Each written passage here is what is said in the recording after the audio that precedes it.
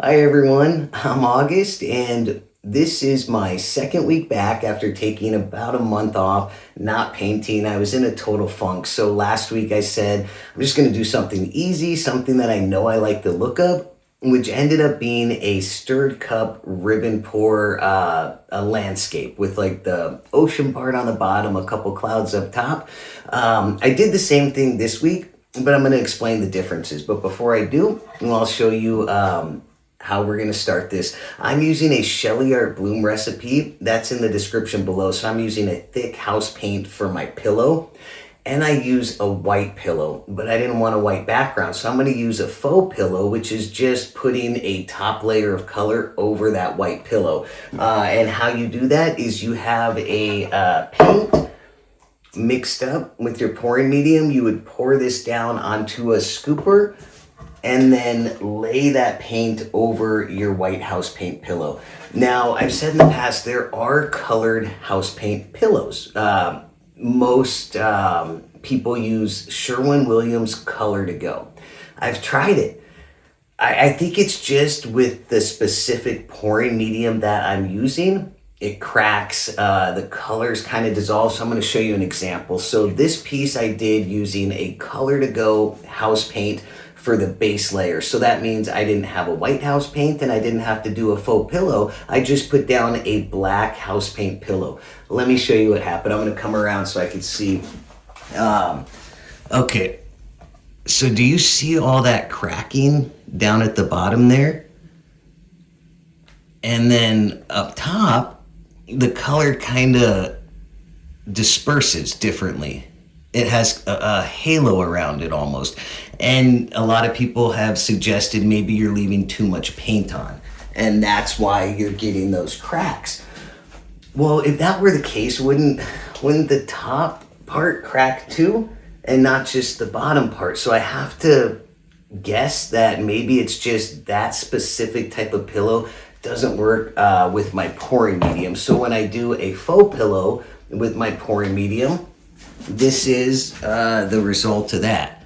So there's no crackings, it's smooth, there's no halos of color. So that's the difference. So that's why I'm using the faux pillow. So we've got our white house paint down, we've got a black faux pillow laid over that white house paint, and then we set this aside.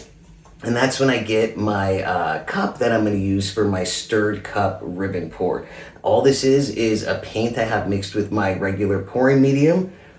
I'll add in drops of fluid acrylic. This is Tri-Art fluid acrylic. I'll add drops of different colors, but you can also add drops in of a paint that you already have mixed with your pouring medium. So if I want to use this TLP Piggy, I just dip my popsicle stick in and then drop that into this pot of paint.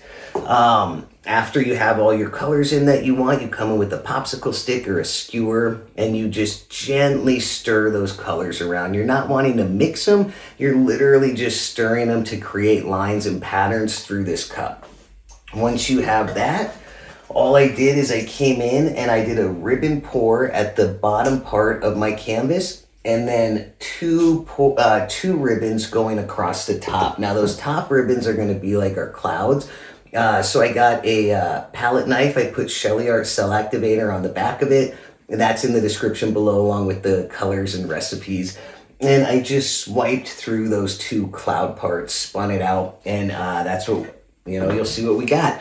The difference with last week and this week. Last week, for my stirred cup, I used an opaque color. So no transparency to it. This is a transparent pigment from this Little Piggy, so you can see the colors a lot more clearly.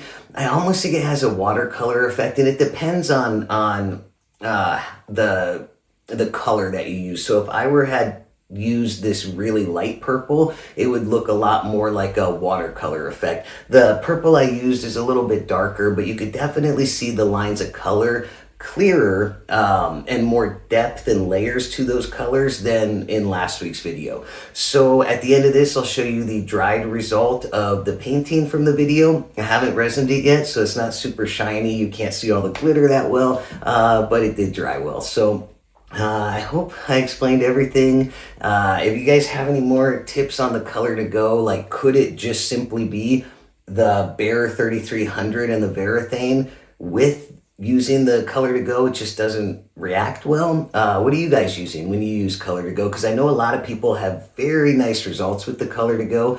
I can't get them. So yeah, let me know if you guys have any ideas. As always, thank you for being here. I appreciate you and I hope you have an excellent day.